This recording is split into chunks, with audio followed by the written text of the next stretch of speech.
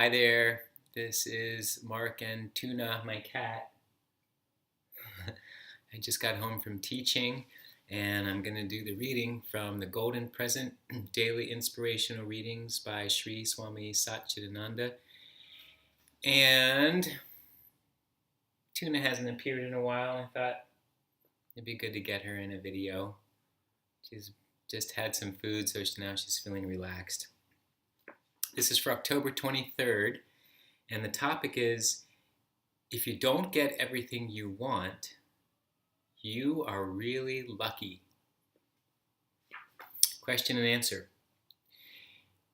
I want to know God, but I keep getting attracted to relationships. If God doesn't want me to be married, why can't He help me to want only Him? Sri Gurudev Swami Satchidananda says, that's what He is doing. You are beginning to feel that way now. If He had given you a partner, you wouldn't even be thinking this way. You wouldn't even worry about knowing God. Now, because He didn't give one to you, you are turning to Him. So God is really interested in you. When He wants to help you in every way possible, He cuts off everything that would bind you. Everything that you are attached to, He cuts. No, that's not it. Come to me.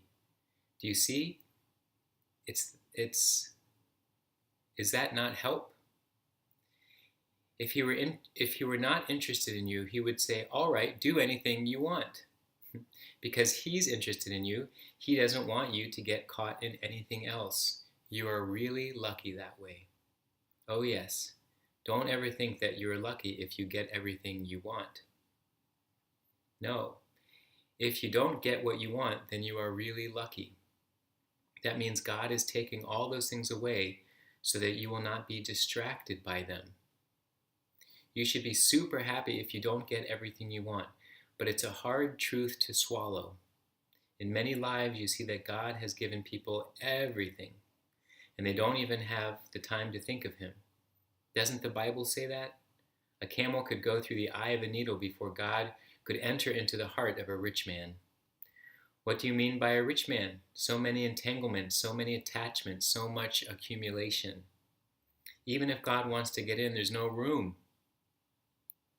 So don't worry. The very fact that you are not getting any partner means that God seems to be after you. Well, I guess God seems to be after me, except I do have Tuna, and I am pretty attached to having Tuna, but that's only a certain sort of a relationship. But it's a relationship with a very sweet, gentle being. And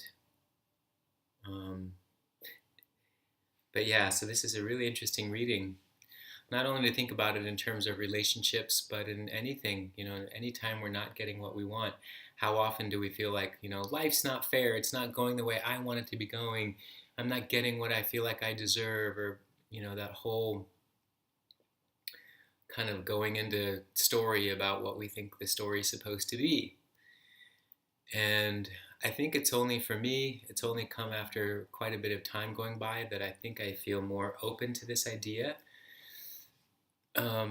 Because it's only after repeated efforts of something not going a certain way, or things going a certain way, and then leading you to a place of wondering, am I meant to have these things, or am I not meant to have these things? And I think you don't, like he said in this reading, you don't really contemplate it until it goes away, until that thing isn't there. But if the thing is there, whether it's a person or belongings, material things, if they're all there, you're going to feel like, I'm the luckiest person in the world. I have everything I want.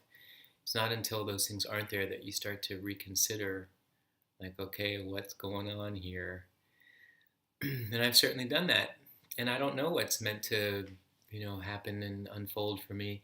But I do know that I have been convinced in life, and not convinced is the wrong word, but maybe it's the right word. I've been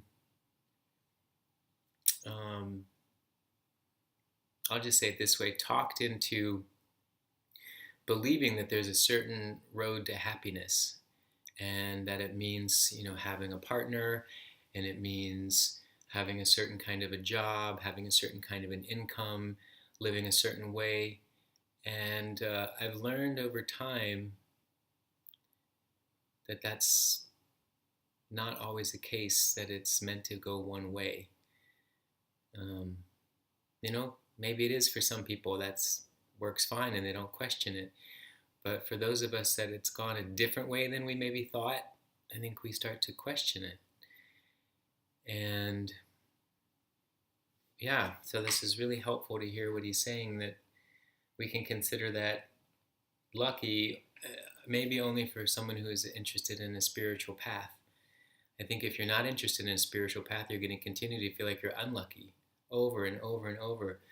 And how interesting that a feeling of unlucky could possibly one day turn into a feeling of lucky.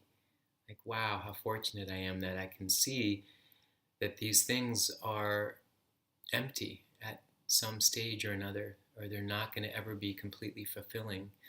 I asked a Swami once, how did she know that this was her path? And she said she knew when nothing else was ever going to be able to satisfy her, when all the things that were possible to have in the world were never going to be enough. And that's when she knew that there was a different path for her. Until we think they're going to be enough, or that we get that one more thing, or that thing's going to be the answer, that person's going to be the answer, so long as we do that, we're going to keep doing that.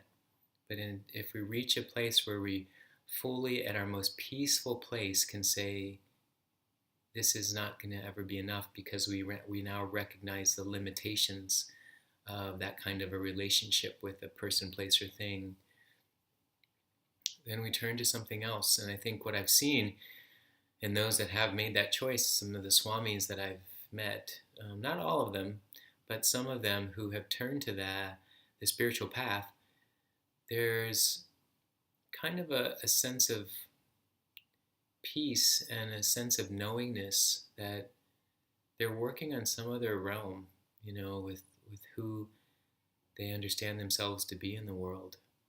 And that's appealing to me. It's very interesting. I'm going to leave it at that. And Tuna just stayed pretty quiet, stayed pretty relaxed. I hate to bother you, but I guess I have to pet her. She seems good. Yeah, you're at peace. Isn't it funny how sometimes she's vocal and here she's being so quiet? It's so good.